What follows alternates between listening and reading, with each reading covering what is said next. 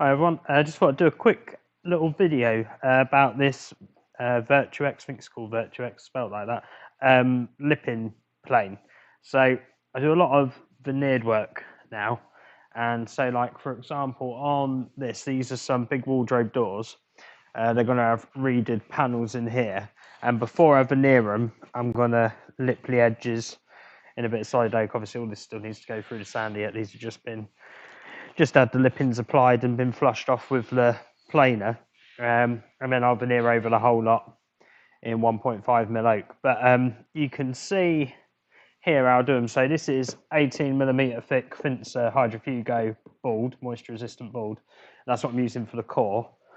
And these lippings I machine up at 14mm thick and 20-ish mil wide, so that gives me kind of a millimetre of overlap all the way around. So once you've actually, this is one that's been applied but not trimmed, see if I can get the camera to focus. So you can see we've got it protruding slightly above, and I don't make too much of an effort to get all the corners flushed up or anything, because when you get the planer on, that's gonna sort that out for you. So this is the lipping planer, and basically if I turn it upside down, you can see we've got this base plate with an offset small cut head, and that's the same size small cut head as in a lot of the small planers. So like up there you can see I've got a little Bosch planer hanging up there, that little one. It takes the same disposable knives, so that's quite handy. And basically what you do is you use this as your reference surface, this base plate, and it will flush things to that. So what I'll do quickly now is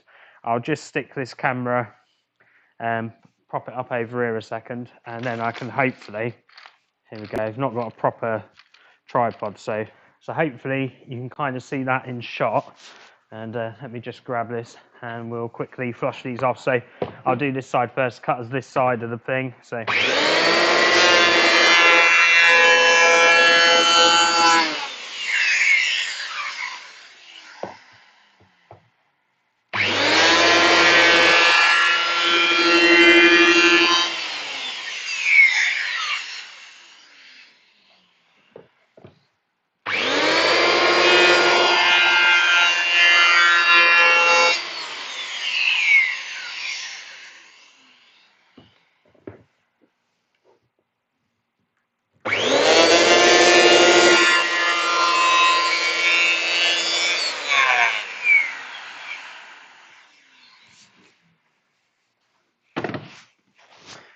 that's just flushed them off, and obviously I say these are going to go through the wide belt, so I don't take them to be absolutely bang on flush. I leave them ever so slightly proud by maybe, I don't know, 1/10 of a millimetre, something like that. You can just feel it with your fingernail, but you can't really see it.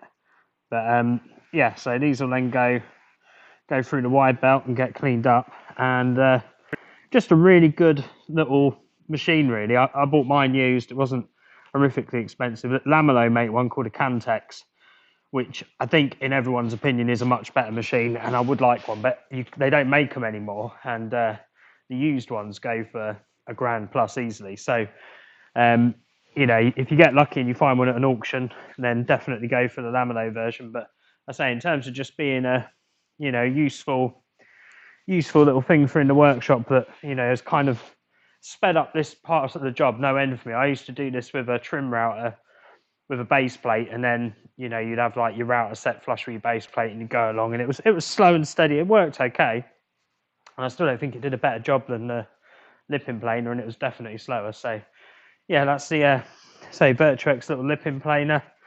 And if you can get your hands on one and you do this kind of thing, I would suggest picking one up, because I think they're very good for the money. Okay, cheers, bye.